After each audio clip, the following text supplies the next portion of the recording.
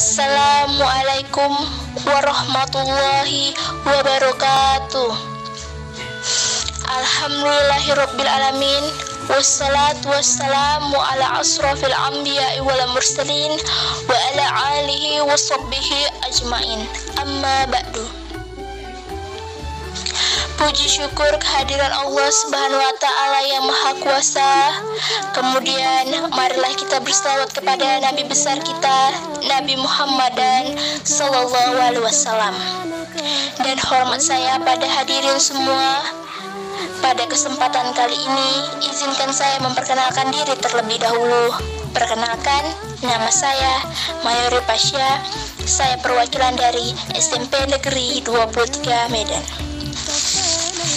Saya akan membawakan pidato dengan tema generasi milenial, jadikan Rasulullah sebagai teladan. Sebagaimana yang tercantum dalam Al-Quran Surah Al-Ahzab ayat 21 yang berbunyi, A'udzu billahi minasy syaithanir rajim. Bismillahirrahmanirrahim. Laqad kana lakum fi Rasulillahi uswatun hasanatun liman kana yarjullaha wal yawmal akhir wa zakarallaha katsir. Artinya, sungguh telah ada pada diri Rasulullah itu suri teladan yang baik bagimu, yaitu bagi orang yang mengharap rahmat Allah dan kedatangan hari kiamat, yang banyak mengingat Allah. Seperti yang kita ketahui, bahwa keteladanan Rasulullah masih bisa dijadikan panutan hingga saat ini karena risalah Islam diturunkan hingga akhir zaman.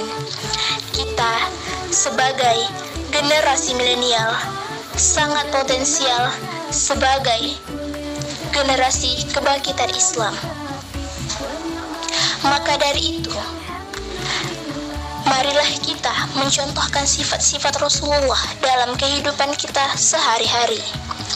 Sifat Rasulullah yang pertama, Siddiq, yang artinya jujur. Di zaman milenial sekarang, haruslah ditanamkan sifat kejujuran dan tidak suka berbohong. Hal itu dikarenakan agar kita, generasi milenial, dapat selalu memberikan informasi kebenaran, bukan sebuah hoaks yang sedang beredar di zaman kemajuan teknologi sekarang ini. Sifat Rasulullah yang kedua, amanah, yang artinya dapat dipercaya. Seperti di era digital sekarang, semua orang diharapkan amanah dalam mempergunakan alat digital seperti smartphone, laptop, dan barang digital lainnya.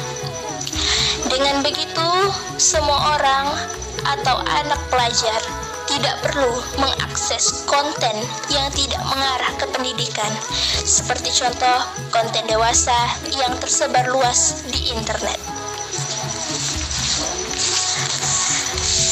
Sifat Rasulullah yang ketiga, tabligh, yang artinya menyampaikan.